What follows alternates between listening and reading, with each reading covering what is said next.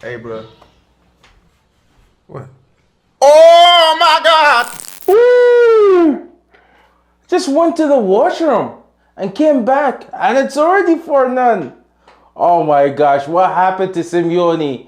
That was the story of the clash between Atletico Madrid and Arsenal. Both teams played well. It was equivalent both halves, but Arsenal got it done within 14 minutes.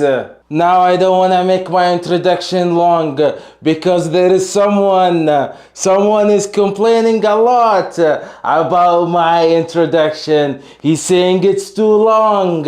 You're taking too long in the videos. I see you, bro. I see you. Now let me cut it short and tell you the story of the game and the tactical approach that both try to implement. Let's get it in.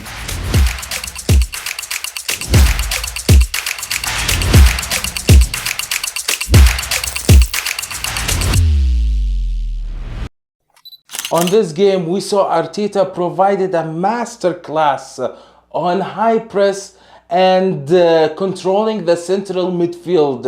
Especially he forced Atletico Madrid to play wide and as well as count in mid block, as we're gonna see on the tactical board. We're gonna begin with Arsenal.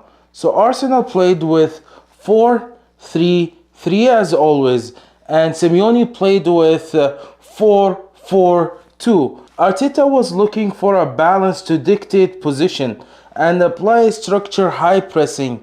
As we saw that Gyokeres was doing really good with the high pressing, as we saw that in minute 46 or 45 plus 1, he was able to pressure, come all the way from here to the goalie and force the goalie to take the ball. At the same time, we saw Simeone that counts on the mid block. So during the mid block, we would see him playing 4-4-2 and trying to stretch.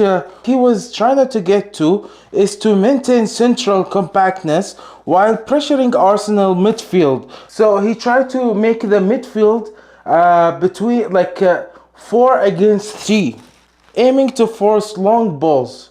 The purpose of this compactness is to force Arsenal's players to count on long balls, either to Gyokeres or sometimes you would see sometimes you would see Arteta is forced to bring in Luis Kelly as a fourth midfielder so he could play 4 against 4 in the central midfield.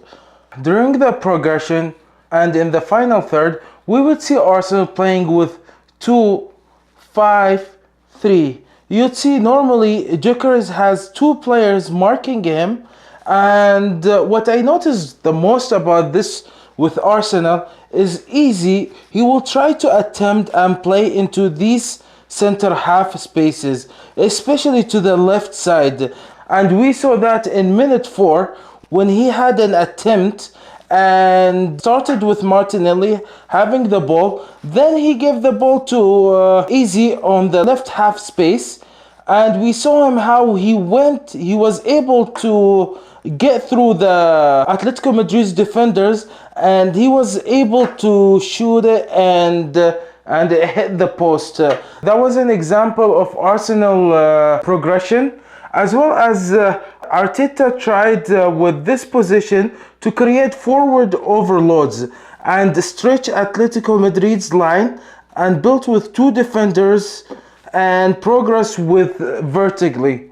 So it was built with 2 defenders, Saliba and Gabriel. A really good game, especially in the defending side, and Gabriel in the attacking side when he was able to score a goal and give an assist. However, Atletico Madrid tried to play with the low block whenever Arsenal is in the final third, obviously. And during this low block, his aim was to trademark compact structure to protect the box and limit central penetration. What he was trying to get in to close the gaps in the central between the players and not allow any half space or gaps. and he did a wonderful job with the first half and the second half as well, but and he lost everything within 14 minutes. There is an incident that in the first half that I want to talk about when David Raya came out of the box and he thought himself that he's Manuel Neuer and tried to play with the ball or whatever the thing is, and Alvarez was able to tackle the ball and had a chance to score, but unfortunately it was missed. Could cause Arteta was gonna ruin the game. And knowing Diego Simeone, I know that if he scored that goal, he would park the bus and come catch him. And there's other thing I want to mention. The overachiever, the overachiever signing, if that makes sense, is Zubimendi. Zubimendi, this guy gives all he has in the offensive side and as well as in defensive side and as well as during the build-up phase. So we saw him in minute 39 when he dropped in between the central back and tried to build up. That actually another feature that Zubimendi brought into the team, the creativity from the back. You remember Odgar 2 years ago? He used to do all the creativity at the front. But you having Zubimendi, Arsenal now has a creative person in the back and a creative person in the front. The creative person in the front right now is Easy, and in the back is Zubimendi. That's like wonderful. Arsenal this season has the complete squad, like in death squad, or like whether you're talking about the pinch, whoever is in the pinch, or whoever is on the field, they almost have the same skills. The second half was obvious that Arteta had the intention to win the game. So he utilized his secret weapons. Secret weapons is the set pieces. He started scoring. He scored through Gabriel. And second, third, fourth goals came along the side. Came all together while I was in the washroom. Simeone is dead.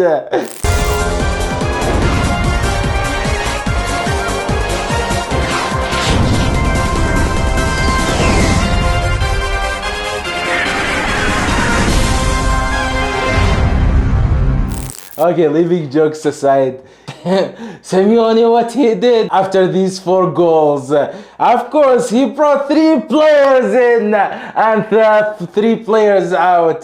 This is Simeone when he sorry, but Simeone, whenever someone puts him on the corner, he just brings 3 players, 4 players in as if they will change everything. At the end of the day, as I mentioned earlier, this game wasn't that too bad game for Simeone, but I would say he wasn't lucky as always, like he was in 2014 against Madrid when he lost the final, and 2017. This guy probably is the unluckiest guy I've ever seen. At the end of the day, football rewards who performed better and gave it all. I want to mention this player, Victor Gyokeres. He needed these 2 goals. Like, it doesn't matter how it got in, whether with his back or his or with however. Everybody was talking bad about him, bad signing, or blah blah blah blah blah blah blah blah. At the end of the day, a good striker or a world-class striker, once he starts scoring goals, he would get back to shape and he would score more. It is his first season in the Premier League, and with a new team, with a new system, with a new bunch of things. So he needs time to adapt and everything. And honestly, I see him doing well with implementing high press. Sometimes he would take 2 players, like 2 center backs, like he would give spaces to other players, So that gives a chance to Martinelli or Saka, and that's exactly what we are seeing. This guy needs more time to get into the system, and I believe that he's gonna do well. At the end of the video, I want to mention one thing. I don't know if this guy is gonna tell me you talk too much today or not. Who cares? I'm trying to cut it short, man. Sorry, I was talking about soccer. I feel like I haven't talked yet, you know, but I would have to end the video, unfortunately. Yeah. Alright, so back, leave this guy alone. At the end of the video, I want to ask you, do you think Gyokeres is gonna get back to shape and score those goals that we've heard about it last year and we saw it with Sporting Lisbona, or no?